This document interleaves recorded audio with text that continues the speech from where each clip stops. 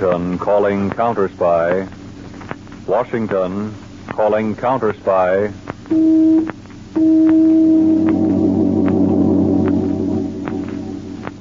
Washington calling Counterspy.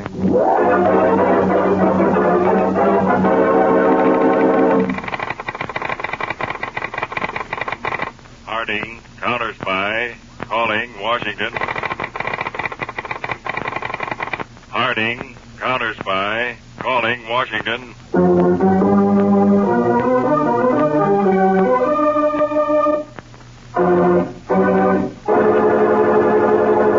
Phillips H. Lord, Counterspy.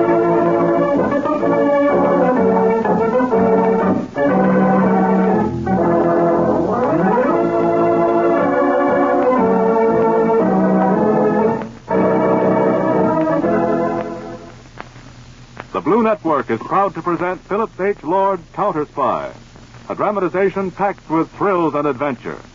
The fascinating portrayal of undercover agents working against enemy spies within our borders.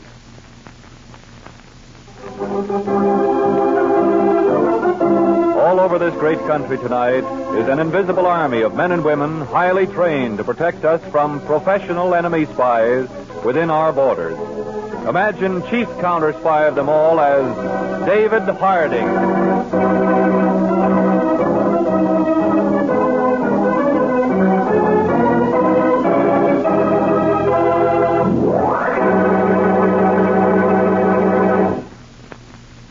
In Pittsburgh, Henry Hughes, cultured, well-educated, and sophisticated, entered his hotel suite on the 7th floor. Seated before a dressing table in the bedroom was his most attractive wife. Hello, Laura. Fixing up a little? You're late, Henry. Oh, some matters down at the office. Guess I'll send for a drink. Want one? Already had one. Oh, having a drink alone, eh? Perhaps you weren't alone. You swine! You insinuating pig! You come in with a saintly way you have it. I know where you've been. At the office. Yes, the office. With lipstick all over your collar night after night. Coming in thinking I don't know. You think I'm a fool? Stop it, you little hellion. Hellion! I gave up everything for you. Decent family, money, position, honor. I followed you every place you've gone for 10 years. You sham, you fake traitor! What's that, Laura? Oh. No, I can't cry. I can't even do that anymore. Oh, why do I love you so? Now listen, kid. You've been great. Sure, I've been seeing someone else. But you know it's business. Now, as soon as I get all the information I'm after, we can leave this country. We'll be rich the rest of our lives. Now, I can't tell you the things I'm doing. I'm not allowed to. The Gestapo would kill me. But they promised that if I make good on this job, it means a big job over there. We'll get out of this country. But this is my country, Henry. Can't you see what I've been through for years?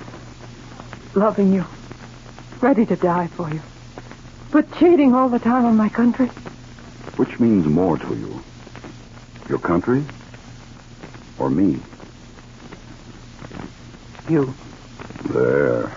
That sounds more natural. Well, Laura, I've got to go out for a while tonight. Now, you go to a movie or something. I'll be back as soon as I can. Where are you going? I've got to drive over the mountain to Connersville. It's about 90 miles. You lie.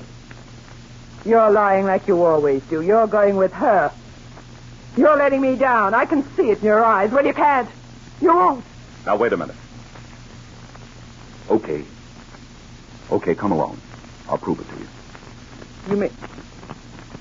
You mean you want me to go with you? Yes, I'll prove to you that it's business. We'll have some drinks, drive over, and make a good time of it. You mean it, Henry? I'd rather have you with me than anyone else. Oh, I'm such a fool. But I do love you so.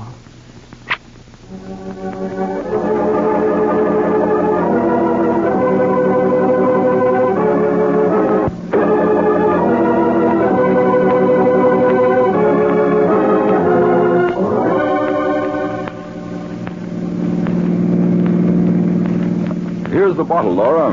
Have yourself another drink. Oh, it's so beautiful tonight. Look, Henry, you can see for miles. Sure. We're about 4,000 feet up. Look how those cliffs drop right down from the side of the road. What's the matter? Oh, I thought I'd turn and drive right up to the edge. We can sit for a few minutes and look out at the view. Henry, the front wheels are right on the edge, both of them. Of course. See how I can handle a car? I didn't have a drink like you did. This is exciting. Have another drink. All right, but I'm dizzy now. Yeah. Lean on my shoulder. Henry, I'm sorry. Oh, Chris. What's the matter?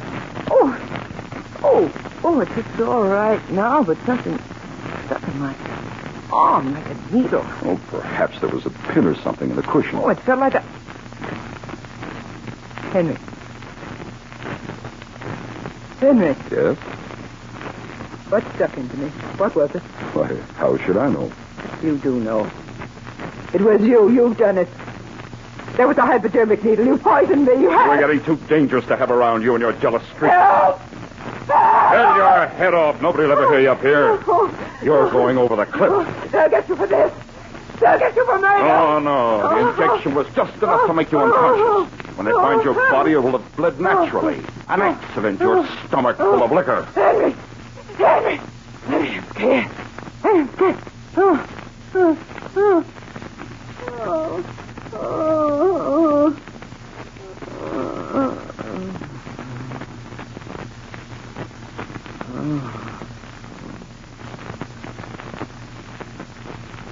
Now.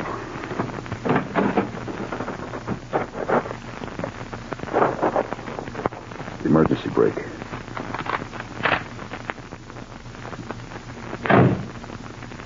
Happy journey, my dear. Now to get the front wheels over.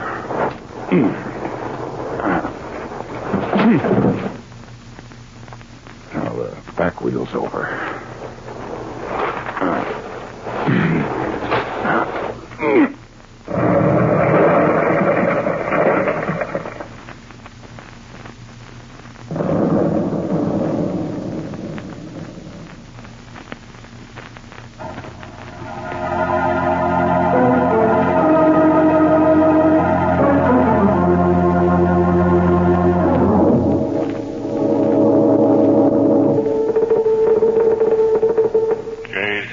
Calling Counterspy headquarters, Washington. Harding speaking. J7, Pittsburgh. I think you should fly here immediately, Mr. Harding. What's your report? Very attractive wife of a Henry Hughes. Drove car while intoxicated off mountain cliff. Henry Hughes holds a rather important position in the Pittsburgh Bronze Casting Company, which is now doing war work exclusively. What's the catch?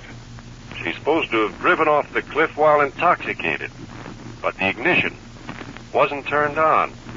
The key was in the lock, turned off. Quite remarkable. In defense work, huh? Have a complete report ready. I'm flying immediately.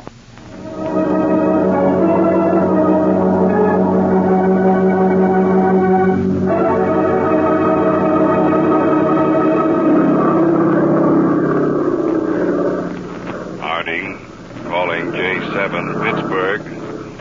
J7 Pittsburgh. Check. Come in. Just had a thought. Check on the bookkeeper of the Pittsburgh Bronze Casting Company. Find out everything about him. We'll arrive in about an hour.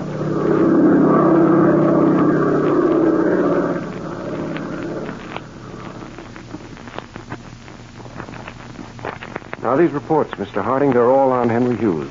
Oh, you did well to get them this quickly. Notice this, sir. Couldn't very well help it. There's a matter of 2 years there. There seems to be no record of Henry Hughes at all during that period. Will you check passport files? Yes, Mr. Harding. If Hughes left the country and re-entered, he did so without leaving any record of it. Yes. Well, there isn't a thing here that points suspicion in any way to Henry Hughes. What about the bookkeeper of the Bronze Casting Company? Elmer Bruce, 65, small of stature, light hair, blue eyes. Yeah. Lives with wife, both regular church attenders. She's a Sunday school teacher. They have a daughter and 2 sons, 1 grandchild. Mm-hmm. Bruce is very well thought of by his neighbors. He's a great lover of books. Goes to the library at least 4 nights a week. The library, huh? Quite a scholarly chap. I think I'll drop over to the library and see if Bruce happens to be there.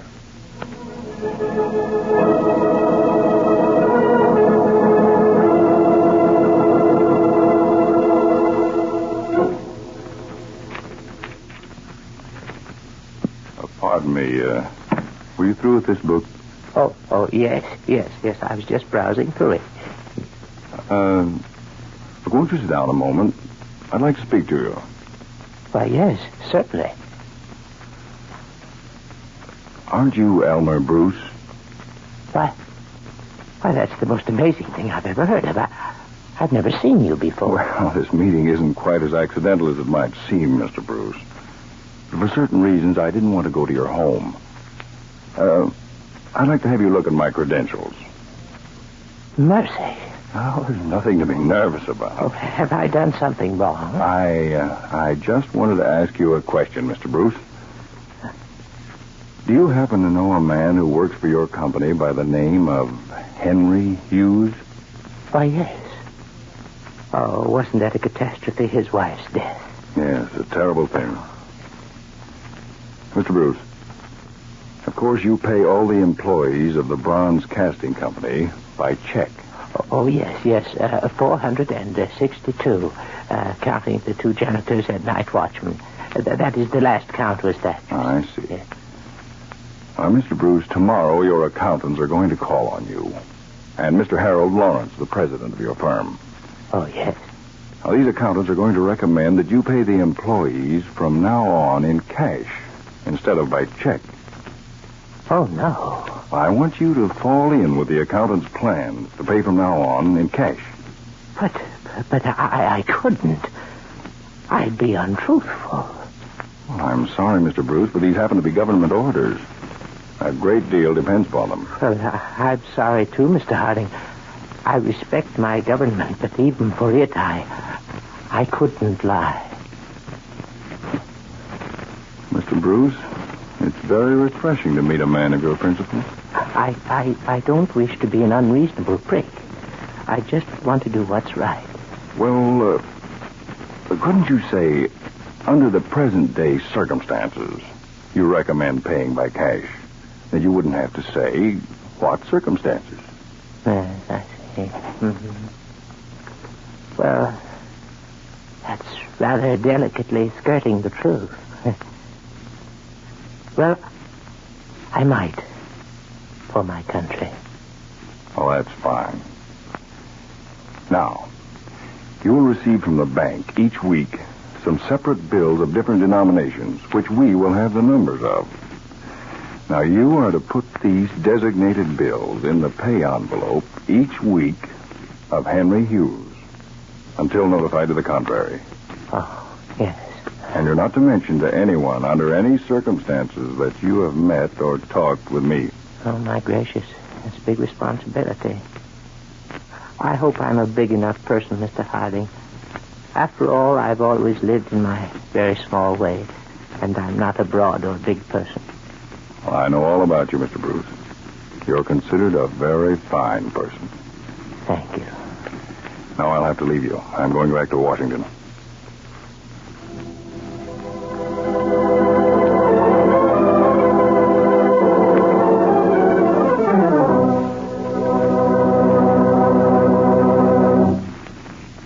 J7 has just arrived from Pittsburgh by plane, Mr. Harding. Send him right in. Got any news? Quite a bit, Mr. Harding. Very interesting. Uh-huh. Yeah, let's see. Well, this report covers 2 weeks. Yes, sir. Henry Hughes has received 2 pay envelopes, each containing $125. All of that money was marked, and the banks were instructed to watch for it and to make careful notes where the different bills were turned in from. Hughes spent about $80 each week. Let's see. He got paid Saturday. By Monday noon, the bank had received $20 from the Berkshire Clothing Company, $15 from the Red Moth, that's a nightclub, $30 from the hotel where Henry Hughes has his apartment. $5 of the money was received by the bank from a little cigar stand round the corner. Hughes evidently changed a bill there. Well, let's take Tuesday. A $10 bill from the gasoline station and garage where Hughes keeps his car. Let me see that second week's report. I think I know what you've noticed, Mr. Harding. Let's see. Monday, Wednesday, Friday. Yes, first week. Monday, Wednesday, Friday. Yes, sir. 3 times each week, one of those marked bills was returned to the bank from the Revelero moving picture house. How often does this Revelero moving picture house change its feature pictures? Twice a week, sir. And yet Henry Hughes, shortly after his wife's death, over which he grieved greatly, goes to a certain movie house 3 times each week. Although they change the feature picture only twice a week. Yes, Mr. Harding. See that J4 goes to Pittsburgh immediately. Gets a job as usherette in the Revelero moving picture house. Then have her contact me for further instructions. Yes, sir. Well, this case is beginning to look pretty big, George. I have a feeling that we're going into action.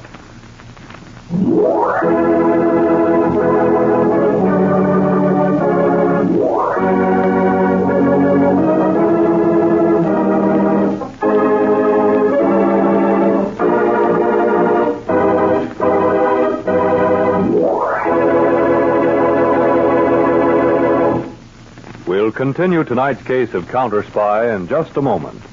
But first, Here is a message of vital importance to women and girls who want to take an active part in the war effort.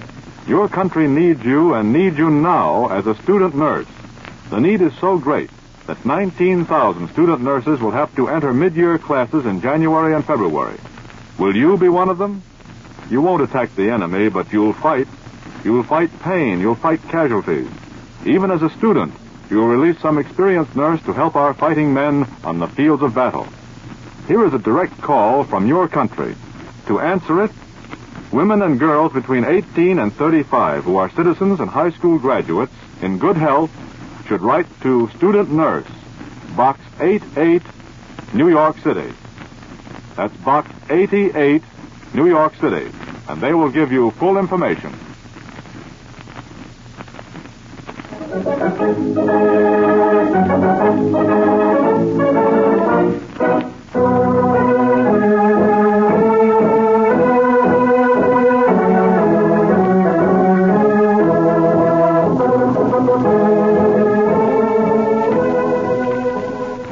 Now, back to Phillips H. Lord's Counterspy.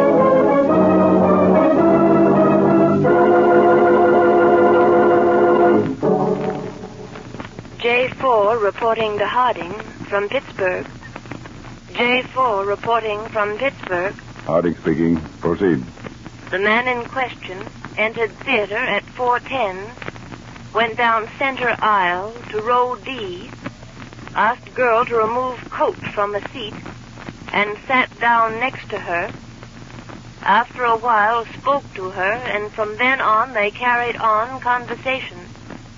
This happened Monday and Wednesday. The same girl each time. Who was the girl? Phyllis Lawrence, daughter of the president of the Bronze Casting Company. What? Yes, sir. Oh.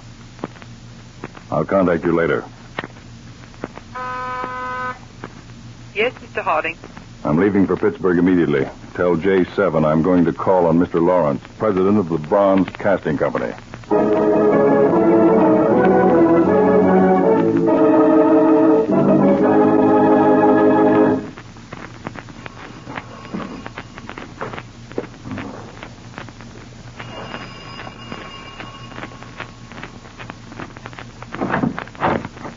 Pardon me, Mr. Harold Lawrence at home? He is, sir. The card. May I ask who's calling? You kindly take in my card, if you please. Won't you step in, sir? Thank you. If you'll wait, sir, I'll take your card to Mr. Lawrence. Certainly.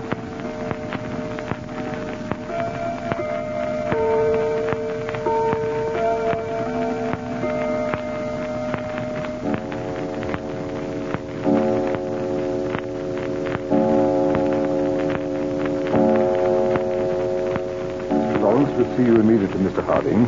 He's in the living room. May I have your hat and coat, sir? I think I'll take it with me. May I take your package for you, sir?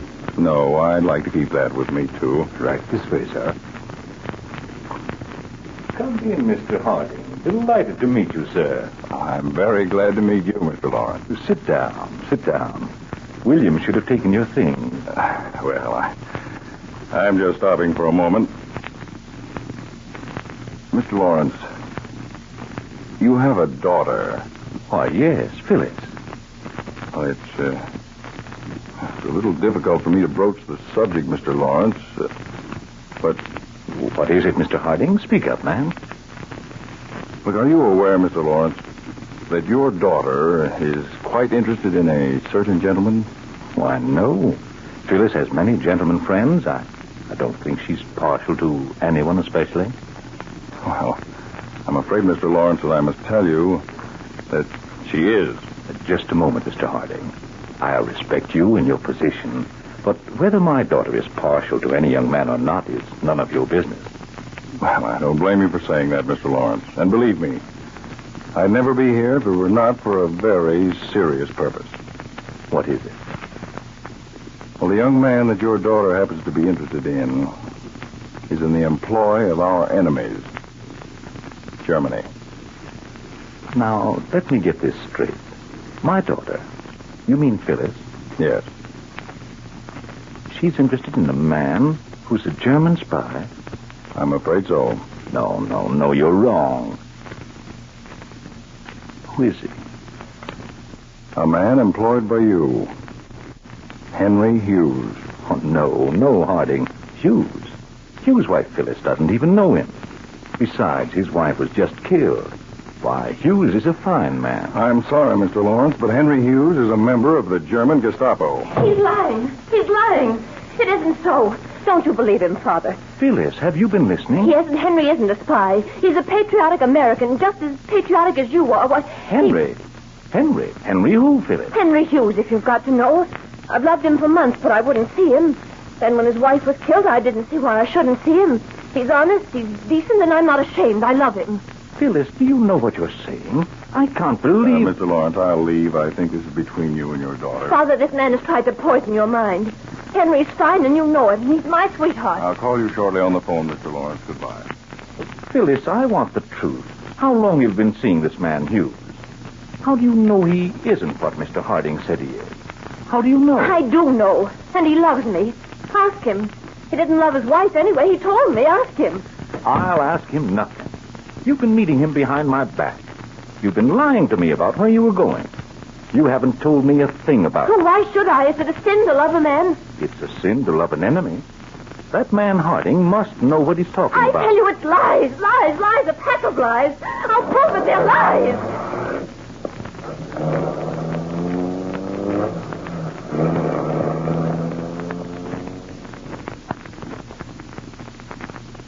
I can see under the shade. Harding's driving off in his car. Henry, that fool, that stupid ass. I'd like to have my hands on him. It's killing his wife that's led up to this. I told him not to. But he was afraid of her. She got so jealous. We've got to get out, Phyllis. Things have gotten too hot. No, it isn't all up yet. Henry's driven over the mountains tonight. The Counterspy evidently haven't arrested him yet, and we can see that he doesn't talk. On his way back here, he's found with a bullet. Yes. Let's get the car. I'll drive and meet him. Do you think Harding was suspicious of us? Of course not.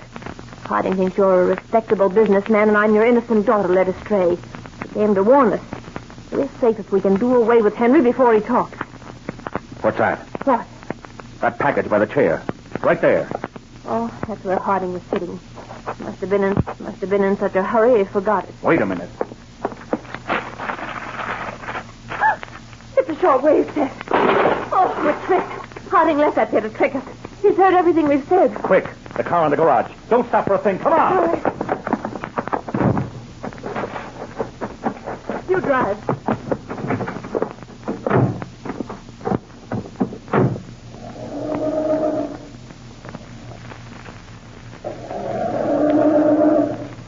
Oh, time it. It's cold. Shut up. I'm starting this.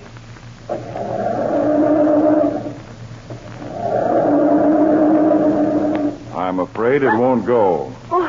Yes, the distributor cap is missing, and I wouldn't move either one of you. Two of my agents are in the back and have you covered. Very clever. And the next time you go to a theater to meet a man, Phyllis, if you ever do, be sure and look around and see who's sitting in the seat behind you. What my daughter has done has no bearing on me. Why am I arrested? Oh, come, Mr. Lawrence. You've been operating this factory on money supplied by Berlin. You make parts for airplane motors so that your firm is close to many manufacturers and you have access to their plans. And besides, she's not your daughter. She's Fräulein Grock. Henry's responsible. The fool, he ought to be shot. That's just what he did. Killed himself when my men went to arrest him. Henry? Yes. Henry. Your father.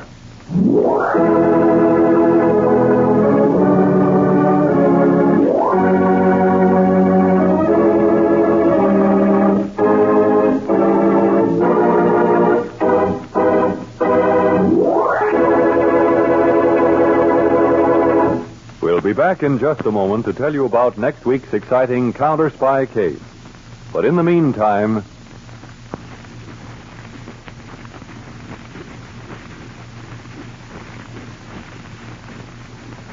We wish to call your attention to the government's urgent appeal for the conservation of gas for cooking and heating. Gas must be conserved for the following reasons. It is used for fuel by many industrial plants, which are now expanded to double or triple their normal peacetime size. And it is used widely in the manufacture of armor plate, gun barrels, and similar equipment, which must be hardened or molded at extremely high temperatures. Because its flame is freer from impurities than the flame from coal or oil, gas is used almost exclusively in these processes. And gas is, in itself, a raw material for certain products.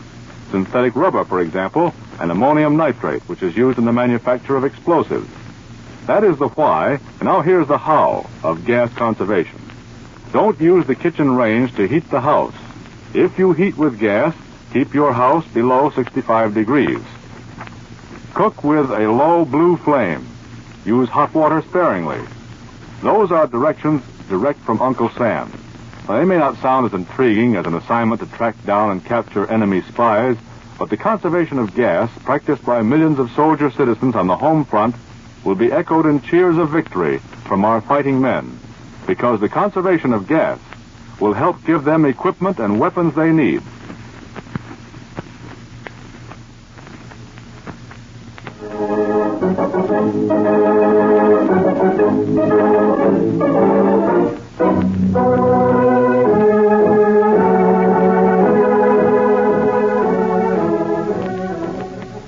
Next week, David Harding in Counterspy will be back with you again at this same time for The Case of the Trailed Count, the society woman who talked too much, the highball glass served by waiter 37, the man at the zoo, the long underwear at the railroad station, and the ultra-polite third degree. That's next week's unusual Counterspy.